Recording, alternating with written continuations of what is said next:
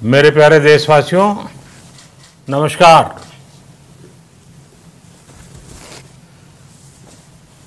Corona वैश्विक महामारी के खिलाफ लड़ते लड़ते अब हम अनलॉक 2 में प्रवेश कर रहे हैं और हम उस मौसम में भी प्रवेश कर रहे हैं जहां सर्दी, जुकाम, खांसी, बुखार, ये सारे न जाने क्या क्या होता है, ये मामले बढ़ जाते हैं। ऐसे में मेरी आप सभी देशवासियों से प्रार्थना है कि ऐसे समय अपना ध्यान रखिए। साथियों, ये बात सही है कि अगर कोरोना से होने वाली मृत्यु दर को देखें तो दुनिया के अनेक देशों की तुलना में भारत संभली हुई स्थिति में है। समय पर किए गए लॉकडाउन और अन्य फैसलों ने भारत में लाखों लोगों का जीवन बचाया है, लेकिन हम ये भी देख रहे हैं कि जब से देश में अनलॉक 1 हुआ है, व्यक्तिगत और सामाजिक व्यवहार में लापरवाही जरा बढ़ती ही चली जा रही है। पहले हम मास्क को लेकर, 2 गज की दूरी को लेकर 20 सेकंड तक दिन में कई बार हाथ धोने को लेकर बहुत सतर्क थे, लेकिन आज जब हमें ज्यादा सतर्कता की जरूरत है तो लापरवाही बढ़ना बहुत ही चिंता का कारण है। साथियों, लॉकडाउन के दौरान बहुत गंभीरता से नियमों का पालन किया गया था। अब सरकारों को, स्थानीय निकाय की संस्थाओं को, देश के नागरिकों को फिर से उसी तरह की सतर्कता दिखाने की जरूरत है। विशेषकर कंटेनमेंट जोन्स, उस पर तो हमें बहुत ध्यान देना होगा। जो भी लोग नियमों का पालन नहीं कर रहे हैं, हमें उन्हें टोकना होगा, रोकना होगा और समझाना भी होगा। अभी आपने खबरों में देखा होगा, एक देश के प्रधानमंत्री पर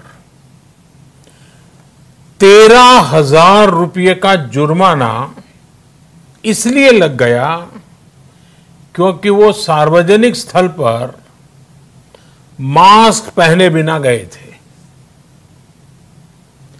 भारत में भी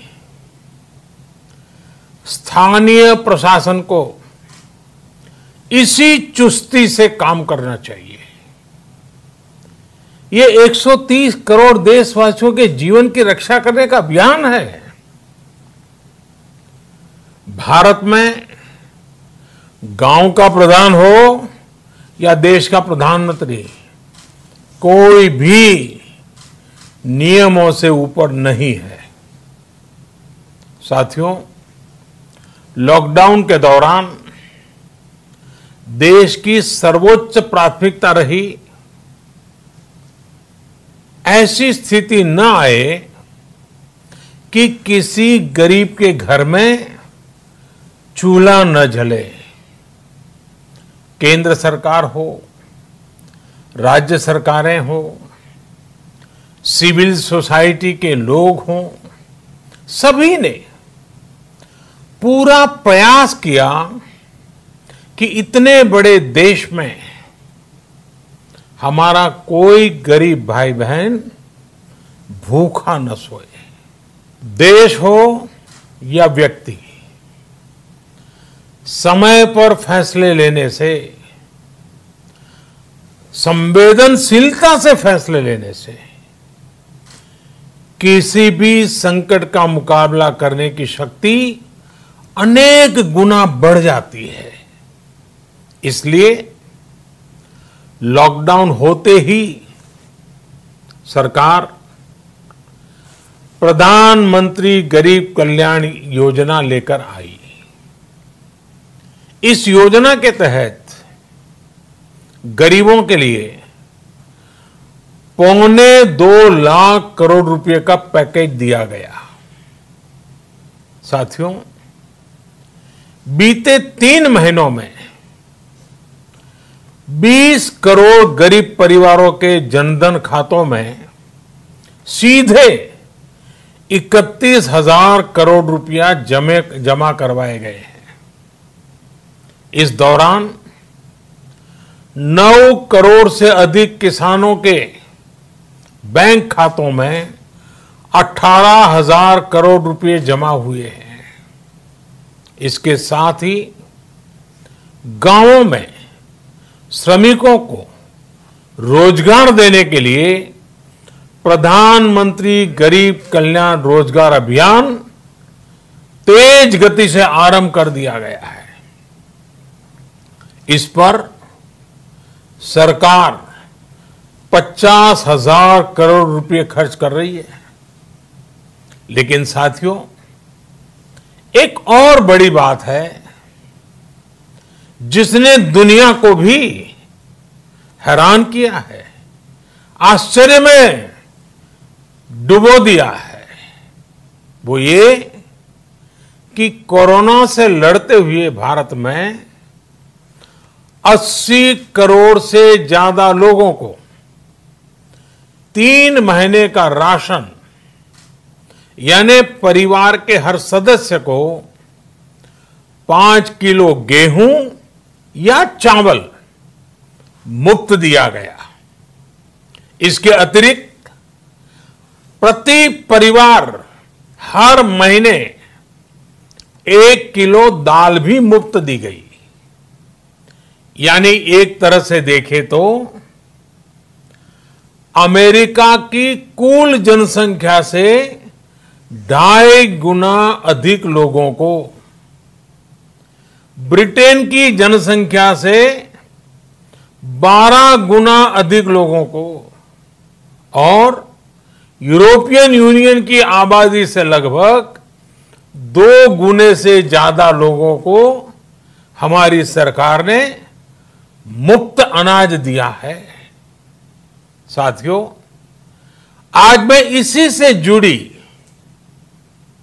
एक महत्वपूर्ण घोषणा करने जा रहा हूं।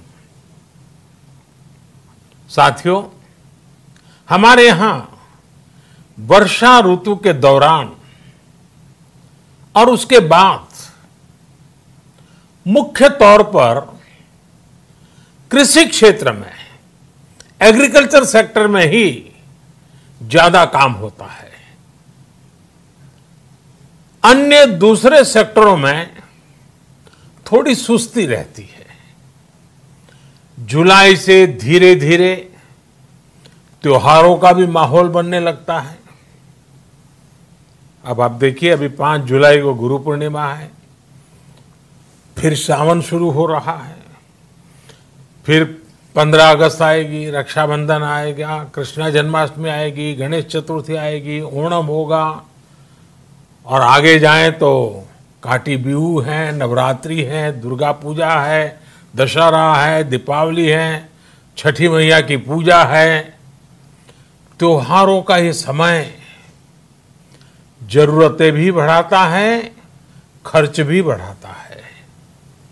इन सभी बातों को ध्यान में रखते हुए ये फैसला लिया गया है कि प्रधानमंत्री गरीब कल्याण अन्न योजना का विस्तार अब दिवाली और छठ पूजा तक, यानी नवंबर महीने के आखिर तक कर दिया जाएगा। यानी 80 करोड़ लोगों को मुफ्त अनाज देने वाली ये योजना अब जुलाई, अगस्त, सितंबर, अक्टूबर, नवंबर में भी लागू रहेगी। सरकार द्वारा इन 5 महीनों के लिए 80 करोड़ से ज्यादा गरीब भाई बहनों को हर महीने परिवार के हर सदस्य को 5 किलो गेहूं या 5 किलो चावल मुफ्त मुहैया कराया जाएगा। और साथ ही प्रत्येक परिवार को हर महीने 1 किलो चना भी मुफ्त दिया जाएगा। साथियों, प्रधानमंत्री गरीब कल्याण अन्न योजना के इस विस्तार में 90,000 करोड़ रुपए से ज्यादा खर्च होंगे। और अगर इसमें पिछले 3 महीने का खर्च भी जोड़ दें तो ये करीब करीब 1.5 लाख करोड़ रुपया हो जाता है। अब पूरे भारत के लिए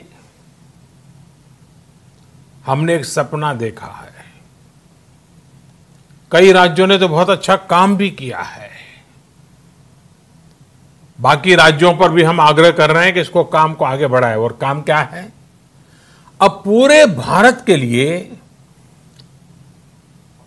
एक राशन कार्ड की व्यवस्था भी हो रही है। यानी एक राष्ट्र एक ration card, 1 nation 1 ration card. इसका सबसे बड़ा लाभ उन गरीब साथियों को मिलेगा जो रोजगार या दूसरी आवश्यकताओं के लिए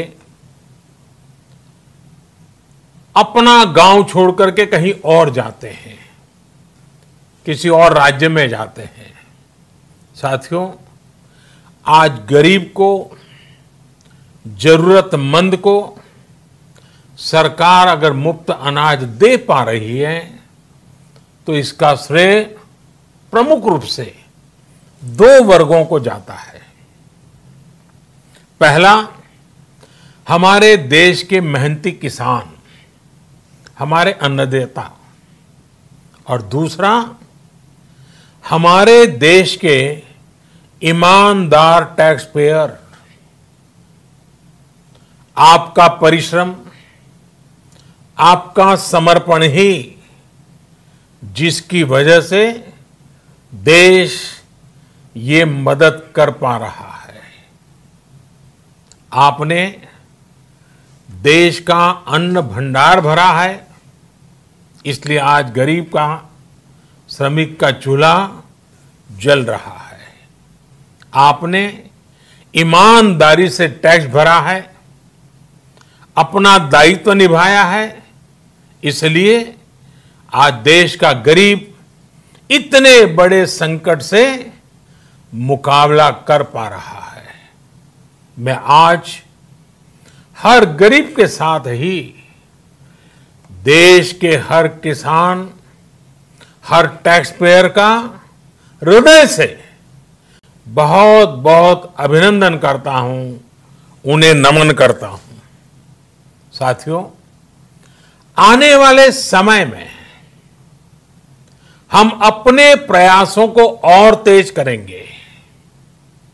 हम गरीब, पीड़ित, शोषित, वंचित हर किसी को सशक्त करने के लिए निरंतर काम करेंगे। हम सारी एहतियात बरतते हुए इकोनॉमिक एक्टिविटीज को और आगे बढ़ाएंगे। हम आत्मनिर्भर भारत के लिए दिन रात एक करेंगे। हम सब लोकल के लिए वोकल होंगे। इसी संकल्प के साथ हम 130 करोड़ देशवासियों को मिलजुल करके संकल्प के साथ काम भी करना है, आगे भी बढ़ना है। फिर से एक बार मैं आप सबसे प्रार्थना करता हूं, आपके लिए भी प्रार्थना करता हूं, आपसे आग्रह भी करता हूं, आप सभी स्वस्थ रहिए, 2 गज की दूरी का पालन करते रहिए, गमछा, फेस कवर, मास्क ये हमेशा उपयोग कीजिए, कोई लापरवाही मत बरतिए। इसी आग्रह, इसी कामना के साथ मैं आप सभी को बहुत बहुत शुभकामनाएं देता हूं। धन्यवाद।